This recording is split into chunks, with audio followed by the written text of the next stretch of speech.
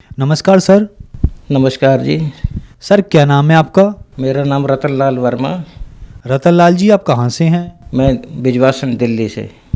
संत रामपाल जी महाराज से नाम दीक्षा आपने कब ली? 15 अगस्त 2009 में हमने गुरुजी से नाम दीक्षा ली थी। संत रामपाल जी महाराज से नाम दीक्षा लेने से पहले क्या आप कुछ भक्ति साधनाएं भी करते थे? हम इन सभी देवी देवताओं की भक्ति करते थे। हनुमान जी की बहुत ज़्यादा भक्ति करता था मैं, बाकी शिव जी की भी करता था और माता के नवरात्रि भी करते थे। सारी भक्ति हम करते थे, जैसे हमारे पूर्वज करते आ रहे थे वो सब हम करते थे। लेकिन इन भक्ति करने से हमें कोई फ़ायदा नहीं मिला। हम दिन पे दिन हमारी आर्थिक स्थिति भी बिगड़ती जा रही थी और हमें घर में भी परेशानियां होती जा रही थी। हमें इनसे कोई लाभ नहीं मिला। उसके बाद में हमने सतपाल जी महाराज जी से नाम दीक्षा ली, लेकिन उनकी नाम दीक्षा लेने के बाद हमारी परेशानी और ज़्यादा बढ़ती चली गई। हम परेशानियों से घिरने लगे। सर जैसा कि आपने बताया कि आप पारंपरिक भक्ति साधनाएं करते थे, फिर आप सतपाल जी महाराज की शरण में गए, वहाँ भी आपकी समस्या का समाधान नहीं हुआ, तो फिर संत रामपाल जी महाराज की शरण में आप कैसे आए? हमारे एक रिश्तेदार हैं गुड़गांव के अंदर, तो उन्होंने हमें फ़ोन करके बुलाया कि आप कहाँ रहते हो, हमारे पास आओ यहाँ। तो हम उनके पास गए तो उन्होंने हमें संत रामपाल जी महाराज के बारे में बताया और कहा कि आप इनसे नाम दीक्षा लो तो आपकी सारी परेशानियां दूर हो जाएंगी। ये समर्थ परमात्मा आए हुए हैं, कबीर साहब के अवतार हैं, इनसे नाम दीक्षा लेके भक्ति करो तो आपके सारी जितनी भी परेशानियां वो सब दूर हो जाएंगी, मालिक मोक्ष भी करेंगे साथ में। तो हमने उनको कहा कि आप हमें लेके चलो, तो वो हमें लेकर के गए। 15 अगस्त 2009 को बरवाड़ा लेके गए। वहाँ हमने संत रामपाल जी महाराज जी से नाम दीक्षा ली। सर संत रामपाल जी महाराज से नाम दीक्षा लेने के बाद क्या आपको लाभ भी मिले? संत रामपाल जी महाराज जी से नाम दीक्षा लेने के बाद हमें फ़ायदे तो बहुत हुए हैं। इतने फ़ायदे कि हम कुछ कह नहीं सकते, इतने ज़्यादा हमें फ़ायदे हुए हैं। हमारी रीढ़ की हड्डी ख़राब हो गई थी, उसके अंदर गैप हो गया था, तो डॉक्टरों ने मना कर दिया था कि इसका कोई इलाज नहीं है। और हमारे फेफड़े अंदर झुकते चले गए थे, तो डॉक्टर ने कहा कि आप बच्चों की शादी कर रखे हो। मैंने कहा हमने अभी शादी कुछ नहीं करी है। तो बोला आप ज़्यादा दिन के मेहमान नहीं हैं, आपके जो फेफड़े सिकुड़ते जा रहे हैं, आपको सांस लेने में तकलीफ़ होने लगी है, हमें सांस में झटके से लगते थे। तो उन्होंने कहा कि हमने कहा कि ऑपरेशन कर दो। बोला आपका इस उम्र में कोई ऑपरेशन भी नहीं है, आप ये पानी के अंदर तैरिए मोधे लेट करके। मन का वो हमें तैरना नहीं आता, हमें पानी के अंदर से वैसे ही डर लगता है। फिर उसके बाद में हमें सर्वाइकल हो गया, हमारी गर्दन में दर्द रहने लगा, गर्दन उठती नहीं थी, घूमती नहीं थी, और हमारी डिस्क की प्रॉब्लम भी हो गई थी, पैर के अंदर थायराइड भी हो गया था, और हमारी जो पत्नी है उसे भी सर्वाइकल हो गया था। वो हमारी पत्नी की आँख के अंदर पानी जमा हो गया था, उससे दिखाई देना बंद हो गया था। धीरे धीरे करके वो नज़र बिल्कुल कमज़ोर होती जा रही थी। और हमारे बड़े बेटे को चिकनगुनिया होने के बाद में उसके हाथ पैरों की बिल्कुल काम करना बंद कर दिया था, उंगली भी नहीं हिलती थी।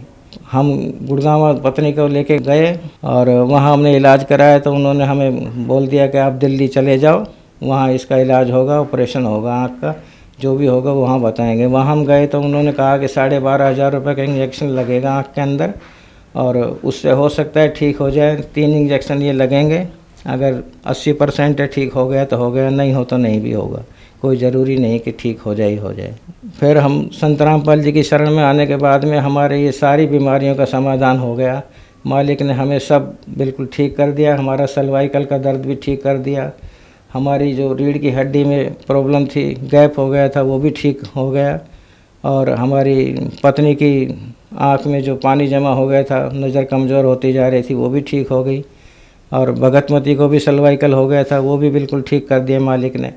हमारे लड़के को भी बिल्कुल ठीक कर दिया, जिसकी उंगली भी नहीं हिलती थी हाथ पैर की, वो भी मालिक ने बिल्कुल ठीक कर दिया। बंदी छोड़ सतगुरु रामपाल जी महाराज की दया हुई कि हम सब लोग बिल्कुल स्वस्थ हैं। हमारी आर्थिक स्थिति बहुत कमज़ोर थी, संत रामपाल जी की शरण में आने के बाद में हमारी आर्थिक स्थिति भी सुधर गई। आज हमारे पास सब कुछ है मालिक का दिया हुआ, सब परमात्मा बंदी छोड़ सतगुरु रामपाल जी महाराज ने हमें बिल्कुल स्वस्थ कर रखा है। घर में भी सुख शांति है, सब चीज़ की मौज है मालिक की दया से। और 3 बार मैं गुड़गांव ड्यूटी करता था, 3 बार मेरा बाइक से एक्सीडेंट हुआ, और 2 बार मेरे, एक बार पैर के अंगूठे की हड्डी में फ्रैक्चर हुआ, एक बार उंगली में फ्रैक्चर हो गया। उंगली में फ्रैक्चर होने के बाद में ये मेरी जो उंगली है 2 जगह से टूट गई थी और यहाँ से फट गया था मेरा ये। तो और मुझे जाना था रोहतक, परमात्मा का प्रकट दिवस था बंदी छोड़ कबीर साहब का, मुझे वहाँ जाना था। डॉक्टर ने कहा कि ये 40 दिन से पहले प्लास्टर आपका खुलेगा नहीं।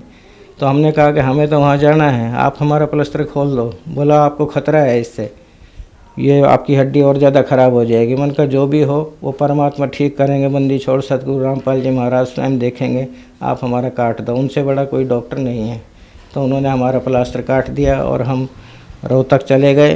वहाँ हमने सतगुरु रामपाल जी महाराज से अरदास लगाई और दंडवत प्रणाम किया और हम अपनी सेवा में वहाँ लग गए।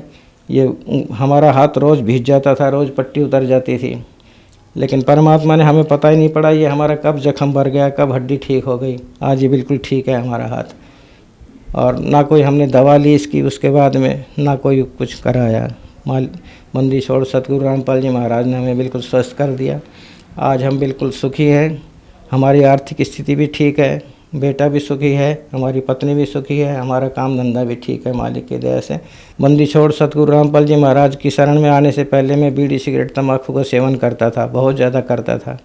लेकिन बंदी छोड़ सतगुरु रामपाल जी महाराज की मुझे जो पुस्तक मिली भक्ति सौदागर का संदेश, उसके अंदर मैंने सतगुरु रामपाल जी महाराज के नियम पढ़े। तो उसमें बीड़ी सिगरेट तंबाकू के लिए निषेध लिखा गया था कि ये नहीं करना है। तो हमने गुरु जी से नाम दीक्षा लेने से पहले ही हमने बीड़ी सिगरेट तंबाकू को छोड़ दिया था। उस दिन की दिन है कि आज का दिन है, हमें बीड़ी सिगरेट तंबाकू से नफरत है, हम छूते तक नहीं हैं किसी को। सर, संत रामपाल जी महाराज से नाम दीक्षा लेने के बाद आपको सुख ही सुख मिले, आप पे दुखों का पहाड़ टूटा हुआ था। तो जो श्रद्धालु दर्शक आज आपको देख रहे हैं, अब वो भी किसी ना किसी तरीके से बीमार है, परेशान है, तो क्या उनके रोग भी ठीक हो सकते हैं? और उनको संत रामपाल जी महाराज से नाम दीक्षा लेने के लिए क्या करना होगा? उनके रोग भी बिल्कुल ठीक हो सकते हैं। ये तो बंदी छोड़ सतगुरु रामपाल जी महाराज पूर्ण परमात्मा कबीर साहब के अवतार आए हुए हैं। ये जो चाहे सो कर सकते हैं, ये मरे हुए को जिंदा कर सकते हैं। तो फिर ये छोटे मोटे रोगों की तो बात ही क्या है। कैंसर जैसे इलाज जो डॉक्टर नहीं कर पाते हैं, वो इलाज अपने आप बगैर दवा के ठीक हो जाते हैं मरीज। तो और उनसे संत रामपाल जी महाराज जी से नाम दीक्षा लेने के लिए चैनल पर सत्संग आता है। वैसे तो 13-14 चैनल पे सत्संग आते हैं, लेकिन उसमें सत्संग के नीचे एक पीली पट्टी आती है जिसके ऊपर फ़ोन नंबर लिखे हुए होते हैं। उन पर किसी भी नंबर पे आप फ़ोन मिलाइए, और जहाँ भी आप रहते होंगे, जिस भी स्टेट में रहते होंगे, जो आपके नज़दीक होगा, वहाँ का आपको नामदान सेंटर का पता बता दिया जाएगा। वहाँ जा कर के आप नाम दीक्षा ले सकते हो और अपना कल्याण करा सकते हो। धन्यवाद सर। सत साहिब।